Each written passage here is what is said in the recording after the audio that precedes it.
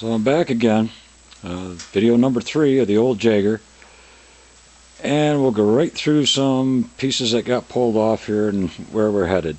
There's the skid that came out. You can see that it was in just as bad shape as it looked like while it was on the engine. Hardware is salvageable, so we'll use that. And the plan right now is to use some of this hemlock that we cut off our property about 10 years ago. Just a couple of 2x4s, and might have to put a couple of bolts in there, but that's about it. Best thing I did all winter, smartest thing, was to get the old 25-year-old heater working, so keeps the fingers and everything else from freezing. It was about 14 degrees in the garage this morning when I came out, and got it up to almost tolerable now. So like I said, quick rundown on parts.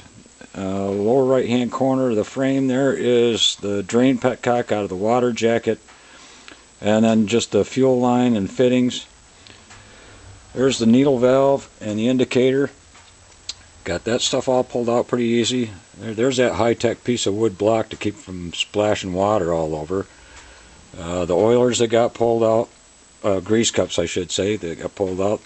There's the oiler. Yeah, busted, kind of crusty. It would clean up, but it's going to be a real job to try to get that back together and make it usable. So, well, we'll see in a second here. There's the exhaust pipe, piece of pipe, and spark plug. It's a Champion X. No more letters than that. No numbers, no nothing. Just X. There's the cover off the Wyco EK type magneto. They were pretty common on old engines. And there's the spark plug wire. How that ever was passing anything, but, well, anyway, it passed something through because it fired. Well, amongst all the stuff around that I've dug through this winter, fortunately I didn't throw everything away. Did do a bunch of recycling. Well, I found another oiler identical to the one that was in the water jacket. This one looks to be in a little better shape. Cleaned it up a bit, and there it is. We'll see how it works. Up here on the shelf for the last several years was this old spark plug kicking around. Just happened to be a Champion X, so cleaned that up a bit. Hopefully it'll work as good as the old one.